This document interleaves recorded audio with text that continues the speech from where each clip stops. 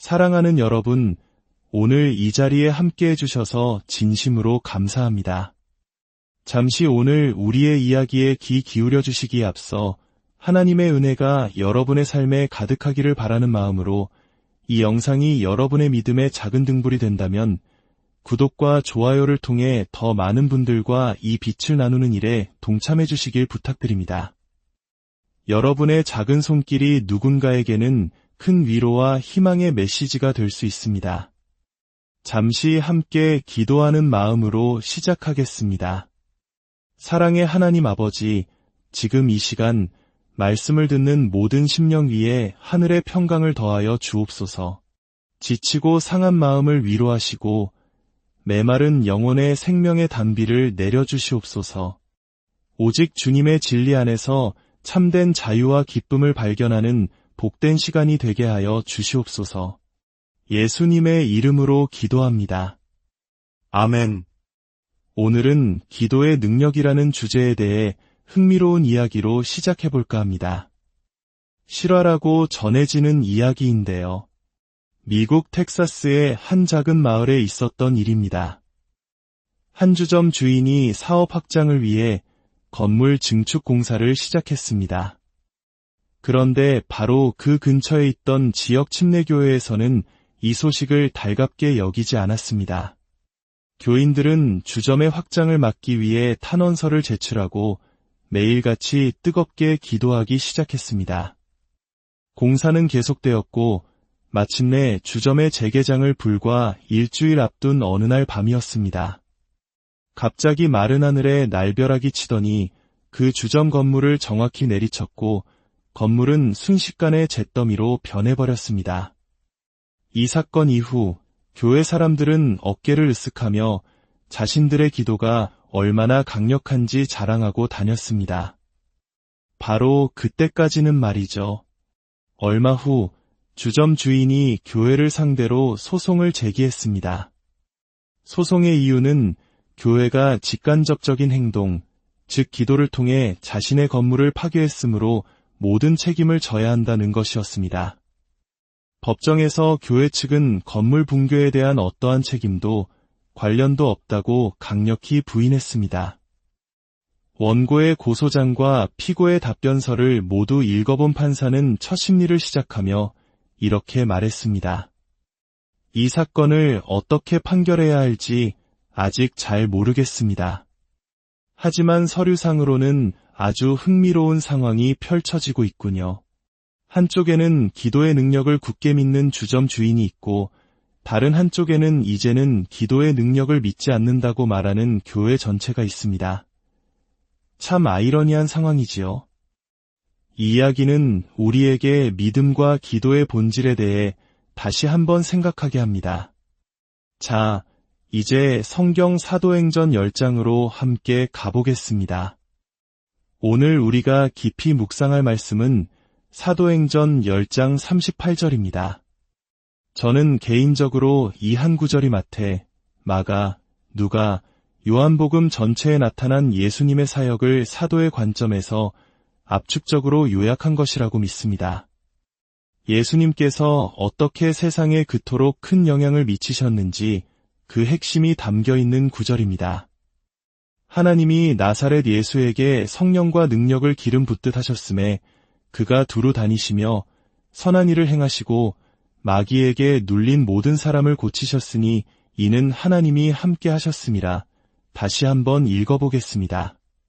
하나님이 나사렛 예수에게 성령과 능력을 기름 붓듯 하셨음에 그가 두루 다니시며 선한 일을 행하시고 마귀에게 눌린 모든 사람을 고치셨으니 이는 하나님이 함께 하셨음이라. 이 구절은 제게 너무나도 중요해서 저는 일상에서 특별한 습관을 하나 만들었습니다. 시계를 볼 때마다 10시 38분을 가리키고 있으면 저는 잠시 하던 일을 멈추고 이 말씀을 읊조린 후 이렇게 기도합니다. 하나님, 지금 이 시대에 우리를 통해 이 일을 다시 행하여 주옵소서. 우리에게도 성령과 능력을 기름 붓듯 하사 마귀에게 눌린 자들을 치유하게 하시고 하나님께서 우리와 함께 하심을 세상이 보게 하옵소서. 예수님께서는 이 세대와 앞으로 올 모든 세대를 향해 너희가 나보다 더 큰 일을 행할 것이라고 예언하셨습니다. 하지만 더 큰 일을 하기 위해서는 먼저 예수님께서 하셨던 바로 그 일을 할 수 있어야 합니다. 우리는 지금 예수님께서 보여주셨던 것과 동일한 기적과 돌파를 경험하는 여정 가운데 서 있습니다. 말씀을 하나씩 살펴보겠습니다. 하나님이 나사렛 예수에게 기름을 부으셨다. 이 구절은 먼저 예수님의 인성을 강조합니다. 여기서 오해가 없어야 합니다. 제가 예수님의 인성을 강조한다고 해서 그분의 영원한 신성을 부인하는 것이 결코 아닙니다. 만약 예수님이 하나님이 아니시라면 우리의 믿음은 헛것이며 우리는 지금 시간을 낭비하고 있는 것입니다. 그분은 죄의 빚과 권세를 영원히 청산할 수 있는 유일한 자격을 갖추신 하나님의 어린 양이시며 영원한 하나님의 아들이십니다. 하지만 복음의 위대한 신비는 완전한 하나님께서 완전한 인간이 되셨다는 점입니다. 오늘 본문에서 누가는 바로 그분의 인간적인 측면, 나사렛 예수라는 점을 강조하고 있습니다. 왜냐하면 그분의 인성이 성령과 능력으로 기름 부음을 받았기 때문입니다. 생각해 보십시오. 하나님이신 그분께 또 다른 기름 부음이 필요했을까요? 아니요. 기름 부음이 필요했던 것은 바로 그분의 인성이었습니다. 성령과 능력으로 라는 표현에서 능력은 성령에 더해진 별개의 것이 아닙니다. 그것은 성령의 특성을 강조하는 표현입니다. 예를 들어 로마서 14장 17절은 하나님의 나라는 먹는 것과 마시는 것이 아니요 오직 성령 안에 있는 의와 평강과 희락이라고 말합니다. 즉, 의는 하나님 나라의 핵심적인 속성입니다. 마찬가지로 예수님께서는 성령, 특히 하늘의 권능 그 자체이신 성령으로 기름 부음을 받으신 것입니다. 기름 붓다라는 단어는 원래 온통 바르다라는 의미를 가집니다. 마치 우리가 자외선 차단제를 온몸에 꼼꼼히 바르는 것처럼 예수님은 성령과 능력으로 완전히 뒤덮여 그분의 모든 존재가 성령의 임재로 빛났습니다. 이것이 왜 중요할까요? 바로 예수님께서 기적의 영역으로 들어가신 방식이 우리가 따라야 할 본보기가 되기 때문입니다. 만약 예수님께서 단지 하나님으로서 기적을 행하셨다면 우리는 그저 감탄하는 관중일 뿐입니다. 아, 하나님 정말 대단하시네요. 한 번 더 보여주세요. 라고 말하는 구경꾼에 머물게 됩니다. 하지만 예수님께서 하나님께 온전히 순종한 한 인간으로서 기적을 행하셨다는 사실을 깨닫는 순간 이야기는 완전히 달라집니다. 우리는 더 이상 구경꾼으로 만족할 수 없게 됩니다. 우리 앞에 놓인 그 본보기가 우리를 부르고 도전하며 가만히 있지 못하게 만듭니다. 그렇다면 예수님께서는 어떻게 아버지의 뜻을 아셨을까요? 요한복음에서 예수님은 반복해서 말씀하십니다. 나는 아버지가 행하시는 것을 본 것만 행하고 아버지가 말씀하시는 것을 들은 것만 말한다. 그분 위에 임하신 성령께서 아버지 하나님이 무엇을 하고 계시고 무엇을 말씀하시는지를 알게 하셨던 것입니다. 말씀은 이어서 마귀에게 눌린 모든 사람을 고치셨다고 증언합니다. 아버지께서 예수님께 보내신 모든 사람은 100% 치유를 받았습니다. 그러나 이 땅의 모든 병든 자가 다 고침받은 것은 아니었습니다. 예를 들어 사도행전 3장에서 베드로와 요한은 성전 미문에서 나면서부터 걷지 못하던 사람을 만납니다. 그는 아마 예수님께서 그곳을 지나다니실 때에도 그 자리에 있었을 것입니다. 하지만 어떤 이유에서인지 그는 예수님을 만나지 못했습니다. 우리는 종종 일어나지 않은 일을 가지고 신학을 만들려는 실수를 합니다. 왜 어떤 사람은 치유받고 어떤 사람은 그렇지 않은가? 라는 질문에 대한 답을 찾으려 했습니다. 그러나 예수님은 응답받지 못한 기도에 대해 가르치신 적이 없습니다. 왜냐하면 그분께는 그런 경험이 없으셨기 때문입니다. 그분은 자신이 가진 것, 즉 100%의 승리와 치유만을 우리에게 전수하셨습니다. 예수님은 우리에게 불가능해 보이는 사명을 주셨습니다. 마태복음 10장에서 병든 자를 고치며 죽은 자를 살리며 나병한 자를 깨끗하게 하며 귀신을 쫓아내라고 명령하십니다. 병든 자를 위해 기도하라가 아니라 병든 자를 고치라고 하셨습니다. 하나님 아버지께서는 우리의 편안함을 최우선으로 생각하지 않으시는 것 같습니다. 오히려 우리를 불편하게 만드는 명령을 주심으로써 우리로 하여금 보혜사 이신 성령님을 의지하게 만드십니다. 내 힘으로는 도저히 감당할 수 없는 상황에 너를 두겠다. 그래야 내가 진정으로 기도하는 법을 배울 것이다. 이것이 바로 주님의 방식입니다. 이는 하나님이 함께 하셨음이라. 이 구절은 예수님께서 자신의 신성에 의존하지 않고 철저히 인간으로서 하나님 아버지를 의지하며 사셨다는 것을 보여주는 강력한 증거입니다. 불가능한 사명에는 언제나 내가 너와 함께하겠다는 하나님의 약속이 따릅니다. 모세에게, 기드온에게, 그리고 모든 민족을 제자로 삼으라는 위대한 사명을 받은 우리에게도 주님은 동일하게 약속하십니다. 보라, 내가 세상 끝날까지 너희와 항상 함께 있으리라. 구약의 마지막 책 말라기 4장 2절은 이렇게 예언합니다. 내 이름을 경외하는 너희에게는 공의로운 해가 떠올라서 치료하는 광선을 비추리니 너희가 나가서 예양간에서 나온 송아지 같이 뛰리라. 여기서 치료하는 광선의 광선은 히브리어 원어상 옷자락으로도 번역될 수 있습니다. 혈루증 앓던 여인이 예수님의 옷자락을 만지고 치유받았던 사건을 떠올리게 합니다. 이 말씀에서 가장 중요한 핵심은 치유가 하나님의 공의의 표현이라는 점입니다. 인간이 타락하기 전 죄도 질병도 없던 세상에서 하나님은 이미 여호와 라파, 치료하시는 하나님이셨습니다. 그분의 완전하고 거룩하신 본성에서 치유가 흘러나오는 것입니다. 질병과 고통은 하나님의 창조 질서에 어긋난 것이며 그분의 공의는 모든 것을 원래의 아름답고 온전한 상태로 회복시키고자 합니다. 내 영혼의 죄가 그러하듯 내 육체에는 질병이 그러합니다. 수백 년 전 교회 역사 속에서 구원의 의미에 대한 신학적 분열이 있었습니다. 성경에서 구원이라는 단어는 본래 죄로부터의 용서뿐만 아니라 고통으로부터의 해방과 질병으로부터의 치유를 모두 포함하는 전인적인 개념이었습니다. 영, 혼, 육의 삼중적인 구원을 의미했지요.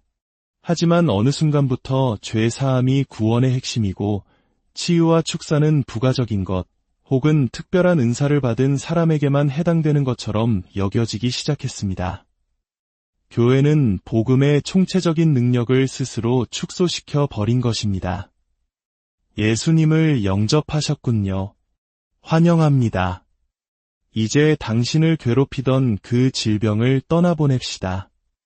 밤마다 잠 못 들게 하던 그 고통에서 자유로워집시다. 이것이 본래 복음이 가진 온전한 패키지였습니다.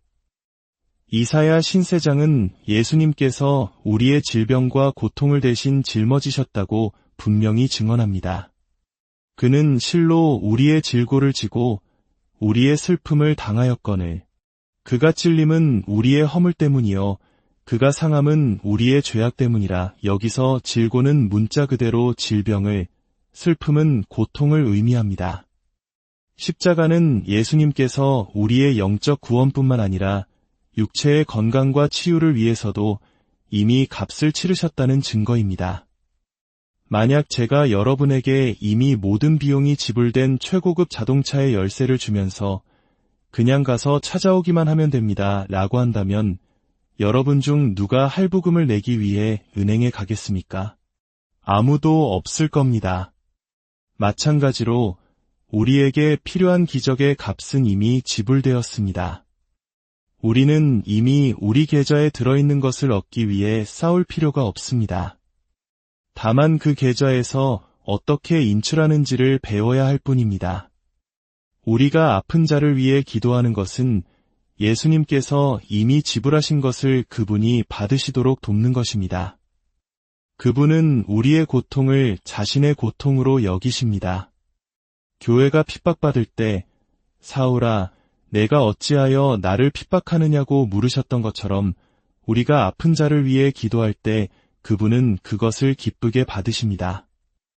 저는 사역 초기에 수많은 사람을 위해 기도했지만 아무도 낫지 않았습니다.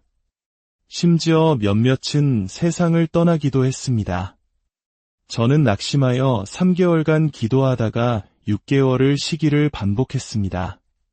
그러나 성경의 약속은 변하지 않았습니다. 믿는 자들에게는 이런 표적이 따르리니. 그러던 어느 날 저는 존 임버 목사님의 집회에 참석했습니다. 놀랍게도 그곳에서 가르치는 모든 내용은 제가 이미 알고 있고 가르쳤던 내용과 거의 똑같았습니다. 하지만 결정적인 차이가 있었습니다. 그들에게는 열매가 있었고 저에게는 이론만 있었습니다. 저는 그 집회에서 제가 믿는 바를 실제로 요구해야 한다는 것을 깨닫고 돌아왔습니다. 그 다음 주부터 기적이 일어나기 시작했습니다. 특별한 안수나 임파테이션이 있었던 것도 아닙니다. 저는 그저 그곳에 머물며 말씀을 듣고 그들의 믿음을 지켜보았을 뿐입니다. 아마도 우리는 믿음의 공동체 안에 흐르는 그 영적인 분위기의 가치를 과소평가하는지도 모릅니다.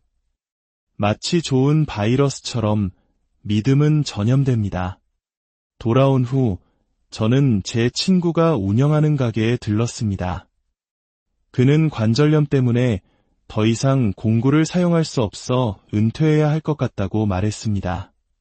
저는 그를 위해 기도해주고 싶었지만 다른 사람들이 보는 앞에서 기도할 용기가 나지 않았습니다. 그래서 며칠 뒤 가게에 아무도 없을 때 다시 찾아갔습니다. 하나님께서 당신을 고쳐주시길 원하시는 것 같아요. 그는 기꺼이 기도를 받았습니다. 저는 그의 팔에 손을 얹고 예수님의 이름으로 관절염을 꾸짖었습니다. 2분 남짓 기도했을 때 놀라운 일이 일어났습니다. 그는 팔과 손을 자유자재로 움직이며 외쳤습니다. 다 나았어요. 통증이 완전히 사라졌어요. 그러더니 저를 보며 말했습니다. 당신은 치유사예요. 저는 그의 칭찬에 미소 지으며 이렇게 설명해 주었습니다. 오늘 당신에게 일어난 일은 예수님께서 당신을 찾아오신 것입니다. 주님은 사람들에게 선물을 나눠주기를 정말 기뻐하시는 분입니다. 때로는 직접 찾아가 위로하시고 때로는 저와 같은 사람을 통해 선물을 전달하기도 하십니다. 저는 그저 주님께서 이미 서명하신 수표를 당신에게 배달했을 뿐입니다. 얼마 후 제가 그 가게에 다시 들렀을 때 그는 저를 보자마자 이렇게 외쳤습니다. 빌, 당신은... 아니, 저는 예수님을 만났습니다. 사랑하는 여러분, 예수님을 죽음에서 일으키신 바로 그 성령께서 지금 우리 안에 거하십니다. 그 성령님이 우리와 함께 하십니다. 하늘의 모든 것은 우리가 예수님의 이름으로 무엇을 믿고 선포하는지를 지켜보고 있습니다. 우리에게는 불가능한 것들에 맞설 수 있는 특권이 주어졌습니다. 그것이 바로 그리스도인의 삶의 본질입니다. 우리는 믿음으로 기적을 구합니다. 그러나 믿음은 우리의 의지로 쥐어짜내는 것이 아닙니다. 믿음은 이미 흐르고 있는 강물에 발을 들여놓는 것과 같습니다. 불가능한 상황에 대한 하나님의 생각을 받아들이고 그분의 시선으로 문제를 바라보는 것입니다. 믿음은 애씀을 통해 성장하는 것이 아니라 내려놓음과 굴복을 통해 자라납니다. 제가 경험했던 한 여인의 믿음은 제게 큰 충격을 주었습니다. 그녀는 심장에 약물을 24시간 주입해야만 살 수 있는 상태였습니다. 그녀는 제게 다가와 말했습니다. 오늘 밤이 바로 하나님께서 저를 고치시는 날이라고 믿습니다. 그녀의 말 속에는 제가 단 한 번도 느껴보지 못했던 강력한 믿음의 기운이 있었습니다. 저는 마치 물리적인 힘에 밀려나듯 뒤로 한 걸음 물러섰습니다. 그녀의 온몸에서 뿜어져 나오는 믿음의 존재감을 제 모든 세포가 기억하도록 집중했습니다. 기도 후 그녀는 다음날 아침 의사의 경고에도 불구하고 스스로 약물 주입 장치를 떼어냈습니다. 약물 없이는 단 몇 분밖에 살 수 없다는 말을 들었지만 그녀는 하나님의 음성을 신뢰했습니다. 그리고 그녀는 완전히 치유되었습니다. 그 믿음이 그녀를 구원한 것입니다. 예수님께서는 작은 믿음을 결코 꾸짖거나 외면하지 않으셨습니다. 오히려 작은 믿음을 가진 자에게 기적을 베푸심으로써 그 믿음이 자라날 수 있는 발판을 마련해 주셨습니다. 기적은 우리의 믿음을 가속화시키는 하나님의 선물입니다. 이제 말씀을 맺으려 합니다. 치유는 특별한 은사를 받은 소수의 전유물이 아닙니다. 그것은 십자가에서 이미 완성된 모든 믿는 자에게 주어진 복음의 핵심적인 부분입니다. 우리는 불가능해 보이는 사명을 받았습니다. 그러나 그 사명과 함께 내가 너와 함께 하겠다는 주님의 약속도 받았습니다. 우리는 치유의 능력을 소유한 자가 아니라 이미 모든 값을 치르신 예수님의 이름으로 그 치유를 전달하는 통로일 뿐입니다. 오늘 이 시간 여러분의 삶에 어떤 질병과 고통, 아픔이 있습니까? 하나님의 공의로운 해가 떠올라 그 치료하는 광선으로 여러분의 모든 상처를 어루만지시고 회복시키시기를 축복합니다. 나사렛 예수에게 성령과 능력을 기름 붓듯 하셨던 하나님께서 오늘 이 말씀을 듣는 모든 분들에게 동일한 은혜를 부어주시기를 간절히 기도합니다. 여러분의 삶이 치유하시는 하나님의 살아있는 증거가 되기를 소망합니다. 사랑하는 하나님 아버지, 오늘 우리에게 주신 생명의 말씀을 감사합니다. 예수 그리스도의 십자가 보혈로 우리의 모든 죄뿐만 아니라 우리의 질병과 고통까지도 이미 담당하셨음을 믿습니다. 우리가 이 진리 위에 굳게 서서 날마다 치유와 회복의 능력을 경험하게 하옵소서. 우리를 통해 하나님의 살아계심과 그분의 선하심이 세상에 드러나게 하시고 마귀에게 눌린 모든 자들이 자유케 되는 놀라운 역사의 통로로 우리를 사용하여 주옵소서. 이 모든 말씀, 우리를 구원하시고 치유하시는 예수 그리스도의 이름으로